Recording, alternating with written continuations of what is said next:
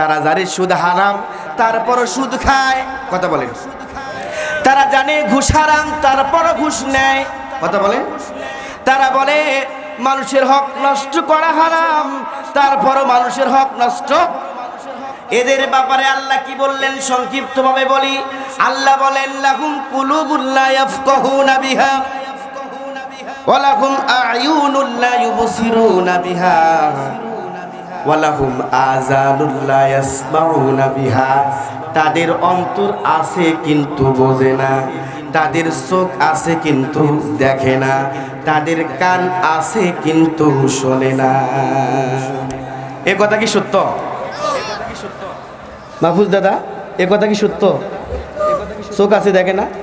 না, চোখ আছে দেখে, কিন্তু যেটা দেখার কথা এটাকে বলে সোজা কথায় দেখিয়াও শুনিয়াও বুঝিয়াও।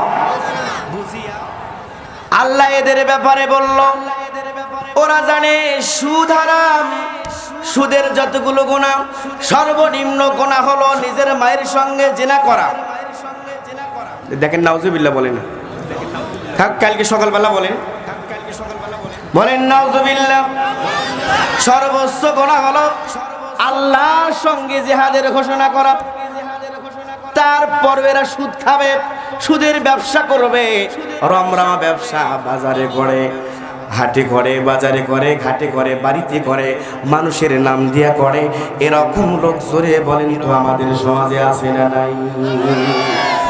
আল্লাহ ওদের ব্যাপারে বললেন উলাইকা কাল্লানাম। আমার উস্তাদ বসে আছে, শব্দের দিকে লক্ষ্য করেন। আল্লাহ বলে এরা চাইল পাওয়ালা জানোয়ারের মতো। জোরে বলেন কিসের মতো? আল্লাহ এক পর্যায়ে রাগ করে বললেন কিছু চাইল পাওয়া জানোয়ার আছে যারা মানুষের ইত্তেবা করে, মানুষের হুকুম মানে। স্কুলের বাজার থেকে 1 কেজি গোশত নিয়ে আসতেন, বাড়িতে খাইতে বসতেন, হাড্ডি পাতে পড়েছে। জীবন যতক্ষণ আছে হাড্ডিতে একটা কোষও গোশত ছাড়েন না। গোশত থাকতে হাড্ডি ফেলে দেন? কথা বলেন, কথা বলেন। ফেলেন না। ওই গোশতটা যখন হাড্ডি নাই, কোনো রস নাই, চটকা মেরেছেন উঠানে, আপনার বাড়ির কুকুরটা বুকের ভিতরে হাড্ডিটা কামড়ে ধরে ঝোপে গিয়েছে, খায় আর মনের ভিতরে নিয়ত করে আর কমিটমেন্ট দেয়, মালিক আমারে হাড্ডি দিয়েছ, খেতে দিয়েছ, কমিটমেন্ট দিলাম, তুমি ঘুমাবা, তোমার বাড়ি পাহারা দিব আমি সারা রাত জেগে জেগে। নতুন মানুষ আসলেই দেখবেন কাউ কাউ করে চিল্লে ওঠে। কথা বলেন ঠিক না ঠিক? ও ভাইরা, মাত্র 3-4 দিনের বাছুর গাভীটাকে একদিকে বেঁধে রেখেছেন, অপর দিকে বাছুরটাকে বেঁধে রেখেছেন। দেখবেন পরের দিন সকালবেলা মা গাভীর চোখের কোনাটা ভেজে গেছে। বাছুরটা মাকে বলে মা সবে মাত্র পৃথিবীতে এসেছি, আমাকে বেঁধে রেখেছে, তোমার কাছ থেকে দূরে রেখেছে গো মা। মা গাভী বলে শোনো সন্তান আমার, এই বাড়ির গুড়া ভুসি আমরা খেয়েছি। আল্লাহ আমাদেরকে সৃষ্টি করেছে মানুষের ইত্তেবা করার জন্য। আর মানুষকে জোরে বলেন কার ইত্তেবা করার জন্য?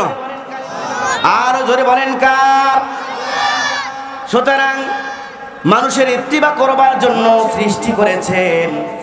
সুতরাং মন খারাপ করো না, যদি এরা দুধ খেয়ে শুকরিয়া আদায় করে ইবাদতের মাধ্যমে, তাহলে আমার জীবনও ধন্য, তোমার জীবনও। আমাদেরকে কোনো প্রকার লড়াচড়া করা যাবে না।